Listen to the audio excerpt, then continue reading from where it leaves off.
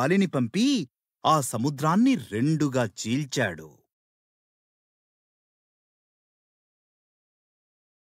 ఆరిన నేల కనపడింది, మరియు ఇజ్రాయేలీయులు ఎర్ర సముద్రము గుండా నడిచి వెళ్ళారు.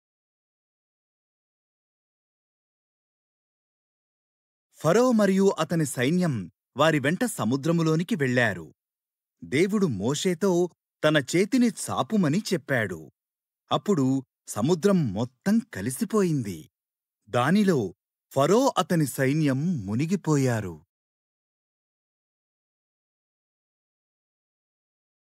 దేవుడు తన ప్రజలను ఎడారి గుండా నడిపించాడు.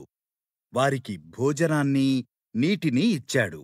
వారు సీనాయి పర్వతము దగ్గర ఆగినప్పుడు దేవుడు మోషేను ఆ పర్వతముపై తనను కలవమని చెప్పాడు.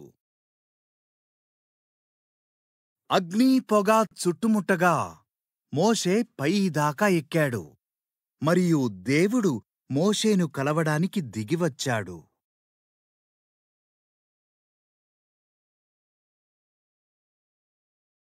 అప్పుడు దేవుడు 2 రాతి పలకలపై 10 ఆజ్ఞలను మోషేకిచ్చాడు. ఇతర దేవుళ్లను ఆరాధించరాదు, విగ్రహాలను చేయరాదు, నా నామమును గౌరవపూర్వకముగానే వాడాలి, సబ్బాతు దినాన్ని ఒక ప్రత్యేక దినముగా పాటించాలి.